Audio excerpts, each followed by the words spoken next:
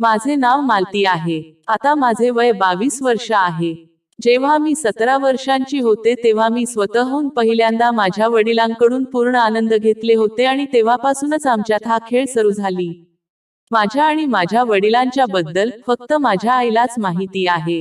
ही एक अत्यंत नाजूक गोष्ट असल्याने माझ्या आईने आजपर्यंत ही गोष्ट कधीच कोणालाच सांगितली नाही, पण आज मी तुम्हाला सांगणार आहे की ही घटना कशी घडली आणि कसे मी माझ्या वडिलांकडून आनंदाची सुख घेतले होते आणि कशी मी त्यांची अधीन झाले. माझ्या वडिलांचे नाव सर्जेराव आहे.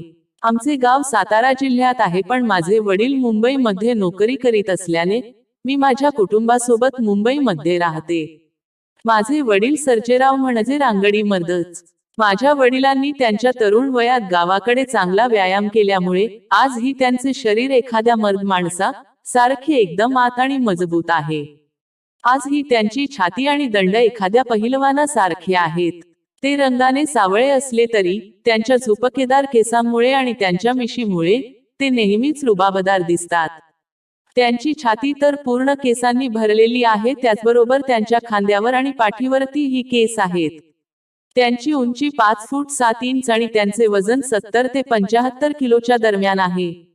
माझे वडील त्यांचे लग्न होण्याअगोदर कुठे राहत होते हे मला माहिती नाही, पण त्यांचे लग्न झाल्यानंतर त्यांनी नवी मुंबईमध्ये एक आरकेचा फ्लॅट विकत घेतला. त्या फ्लॅटमध्ये एक हॉल आणि एक किचन.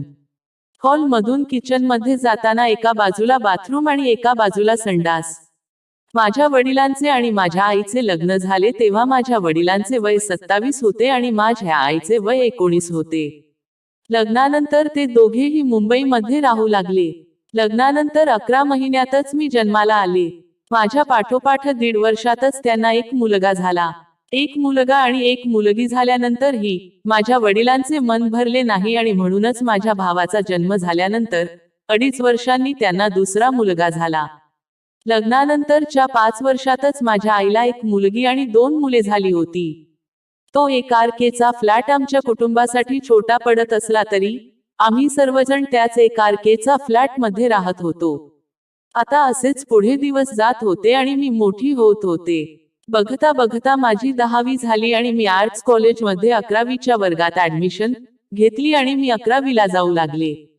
जेव्हा मी 11वी आर्ट्सला ऍडमिशन घेतली तेव्हा मला नुकतेच 17वे वर्ष सुरू झाले होते.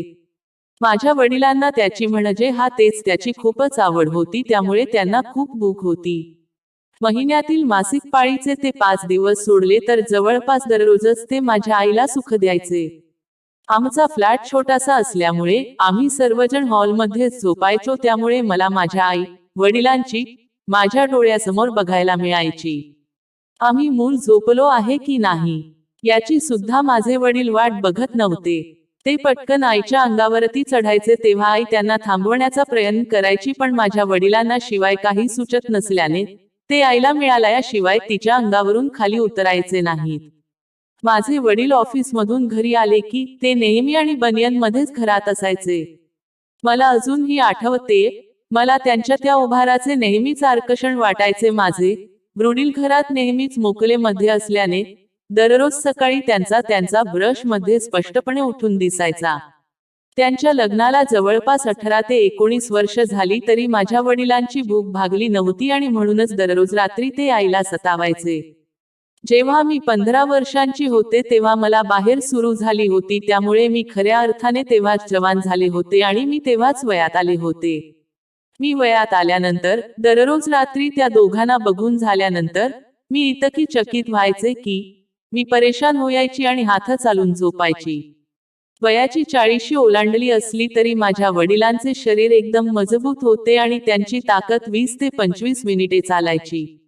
एवढा वेळ न थांबता न थकता त्यांची मेहनत बघून कोणतीही बाई किंवा मुलगी त्यांच्यावर फिदाच होईल असे ते मेहनत करायचे.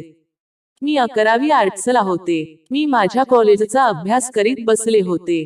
घरात मी आणि आई दोघीच होती. भाऊ सोसायटीच्या गार्डनमध्ये खेळायला गेले होते. संध्याकाळच्या 7 वाजता माझे वडील कामावरून घरी आले आणि ते त्यांचे पायातील बूट काढून बसले होते. तोच आईने त्यांच्यासाठी चहा आणला. चहा पिता पिता त्यांनी त्यांचा शर्ट काढला.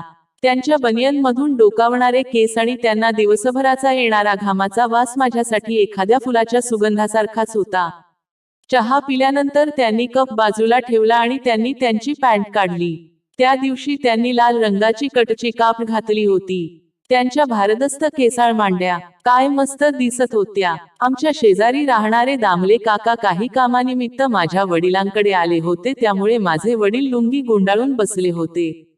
मी माझ्या जागेवर जाऊन अभ्यास करीत बसले. रात्री जेवण करून 11 आम्ही सर्वजण झोपली. जेमतेम 10 मिनिट सुद्धा झाले नसतील तेच माझे वडील उठून उभे राहिले आणि त्यांनी त्यांची लुंगी काढून बाजूच्या खुर्चीवर फेकली. उभे राहूनच त्यांनी त्यांची काप पण काढून फेकली. खोलीत बऱ्यापैकी अंधार होता म्हणून मला त्यांचा काहीच दिसत नव्हता.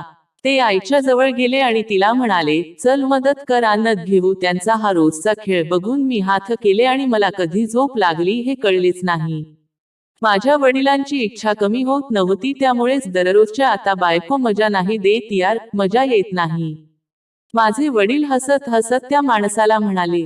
तो माणूसही हसू लागला. आपण दोघेही तिच्याकडे येत्या रविवारी जाऊया असे म्हणून तो माणूस हसत निघून गेला. माझ्या वडिलांचे बोलणे ऐकून मला कळाले होते की माझी आई त्यांना सुख देत नसल्याने आता माझे वडील त्यांच्या भूक बाहेर भागवणार. मी लगेचच तिथून निघाले आणि घरी आले. जवळपास 5 मिनिटानंतर माझे वडील घरी आले. त्यांच्या चेहऱ्यावर एक वेगळाच आनंद दिसत होता. माझे वडील का आनंदात आहेत हे मला चांगलेच माहिती होते. आता माझ्या वडिलांना एक मस्त बाई मिळणार म्हटल्यावर ते आणि त्यांचा मित्र असे दोघेही आनंदात दिसत होते. एके दिवशी मी कॉलेजमधून घरी आले. त्या दिवशी आईची तब्येत बिघडली होती. ती दुपारच्या वेळी डॉक्टरांकडे जाऊन आली. आई घरी आल्यावर ती गप होती म्हणून मी तिला विचारले, काय झाले? तर ती काहीच बोलली नाही. ती गप्पच. संध्याकाळी माझे वडील घरी आले आणि ती अचानक त्यांच्यासमोर रडायला लागली, पण त्यांना तिचे काहीच पडले नव्हते. त्यांनी तिला विचारले पण नाही की काय झालं, का रडत आहेस? माझ्या वडिलांनी त्यांचे कपडे काढले आणि नेहमीप्रमाणे फ्रेश व्हायला ते बाथरूम मध्ये गेले. रात्री जेवण झाल्यानंतर आम्ही सर्वजण झोपलो. माझ्या वडिलांनी रूम मधील लाईट बंद केली आणि दररोज सारखे तिला तेच तिच्या अंगावरती झोपायला लागले. तेवढ्यात आईने त्यांना थांबवले. आई, अहो ऐका, तुम्हाला आजपासून मान्नाकरला येणार नाही. माझी वडील, का तुझी पाळी आलीये का? आई, नाही माझे वडील. मग कशाला नाटक करतेस? अहो मी गरोदर आहे, मला दिवस गेलेत. आई घाबरत बोलली. माझे वडील, काय कस काय? तू गोळ्या घेते ना रोज, मगच कस झाल? आई, घेते, पण तरी झाल. मी दुपारी डॉक्टरांकडे जाऊन आले.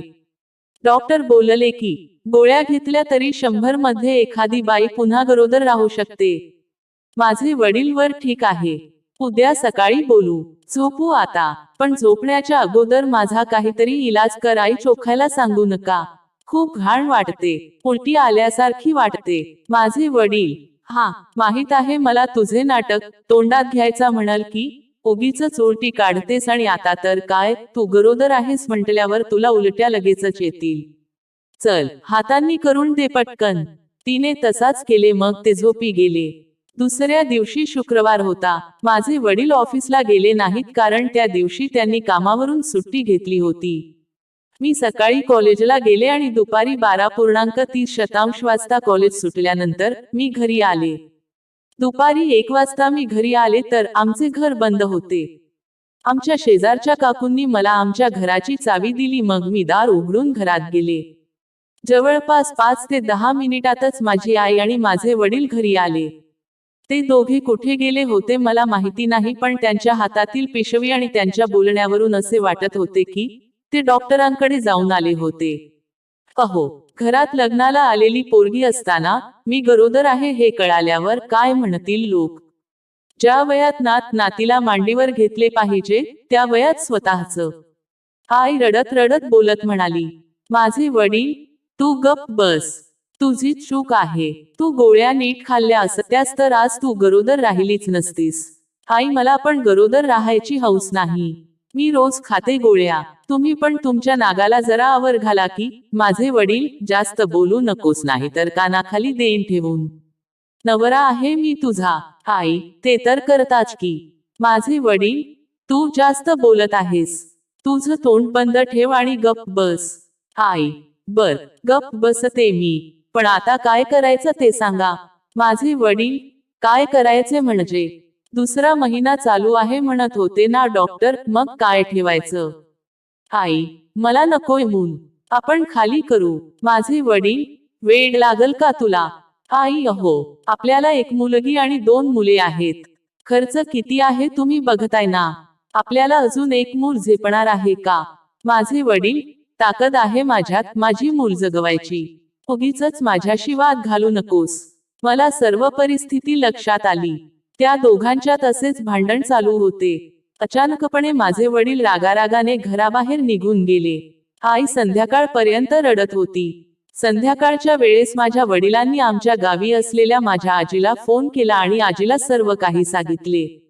आई गरोदर आहे हे ऐकून माझी आजी भलतीच खुश झाली. आजीने लगेच सगळ्यांना गावी बोलवून घेतले. माझ्या वडिलांनी दुसऱ्या दिवशी गावी जायचे ठरवले. माझे कॉलेज असल्याने मी गावी जाऊ शकत नव्हते. खर तर मलाच गावी जायचे नव्हते. माझे वडील आईला आणि माझ्या 2 भावांना गावी आजीकडे सोडून रविवारी संध्याकाळी परत मुंबईला येणार होते. दुसऱ्या दिवशी सकाळीच माझे आईवडील आणि 2 भाऊ गावाला आजीकडे निघून गेले. मी घरात एकटीच होते. रविवारी संध्याकाळी माझे वडील मुंबईला परत आले. घरी येऊन फ्रेश झाल्यानंतर माझे वडील मला म्हणाले, आता 1 आठवडा तरी आई गावी आजीकडे राहील, त्यामुळे तुझे कॉलेज बघत बघत घराकडे जरा लक्ष दे. त्या रविवारी रात्री माझ्या वडिलांनी बाहेरच्या गाड्यावरून चायनीज आणले होते. त्याचबरोबर त्यांनी एक बिअरची बॉटल पण आणली होती. माझ्या वडिलांनी चायनीज आणल्यामुळे त्या रात्री मी जेवण केले नाही. आम्ही दोघांनीही चायनीज खाल्ले आणि झोपलो. दारू पिल्यामुळे माझे वडील लगेचच झोपी गेले. आज त्यांना कोणी नव्हते, पण दारू पिल्यामुळे त्यांना गाढ झोप लागली. मी पण थोड्या वेळाने झोपी गेले. दुसऱ्या दिवशी सकाळी मी लवकर उठले आणि त्यांच्यासाठी चहा आणि नाश्ता बनवला. चहा आणि नाश्ता करून माझे वडील त्यांच्या ऑफिसला निघून गेले. माझे वडील त्यांच्या ऑफिसला निघून गेल्यावर मग मी माझे सर्व काही आवरून कॉलेजला निघून गेले. दुपारी मी कॉलेजवरून घरी आल्यावर मी माझ्यासाठी जेवण बनविले आणि मग मी जेवले. घरात मी एकटीच असल्याने आज घरात माझेच राज्य होते. माझे जेवण झाल्यावर मी बाथरूम मध्ये गेले. तिथे माझ्या वडिलांनी काल घातलेले कपडे धुवायला ठेवले होते. मी त्यांचे कपडे धुण्यापूर्वी मी त्या कपड्यातील त्यांची पांढरी बनियन आणि त्यांची निळी कापड उचलली. त्यांच्या बनियनला मस्त घामाचा वास येत होता. मी मोका पाहून बाबाच्या जवळ गेले आणि त्यांच्या शेजारी जाऊन झोपले आणि मी चाळे करू लागली. बाबांना वाटलं आई आहे. ते जागे झाले. मला वकवले. माझा चेहरा खाली होता म्हणून त्यांना कोण आहे हे कळलेच नाही. त्यांनी लगेच चालू केलं आणि असं करू लागले होते जसं की आता मला मारूनच टाकतील. काही वेळातच त्यांनी मला चेपून काढलं आणि ते शांत झाले. सकाळी जेव्हा त्यांना कळाले तेव्हा ते पण शांत झाले. नंतर त्यांनी पण मला आणि मम्मीला सोबतच ठेवू लागले. मित्रांनो, आजची ही कथा इथेच संपते आणि या कथेबद्दल तुमचे जे काही मत असेल ते कमेंट सेक्शन मध्ये कमेंट करून जरूर कळवा. विचार न करता व्हिडिओला लाईक करा आणि चॅनेलला सबस्क्राईब करा, जेणेकरून माझ्या सर्व नवीन स्टोरीजचे नोटिफिकेशनच आधी तुमच्यापर्यंत पोहोचू शकतील. मी तुम्हाला पुन्हा नवीन कथेसह भेटेन. तोपर्यंत धन्यवाद.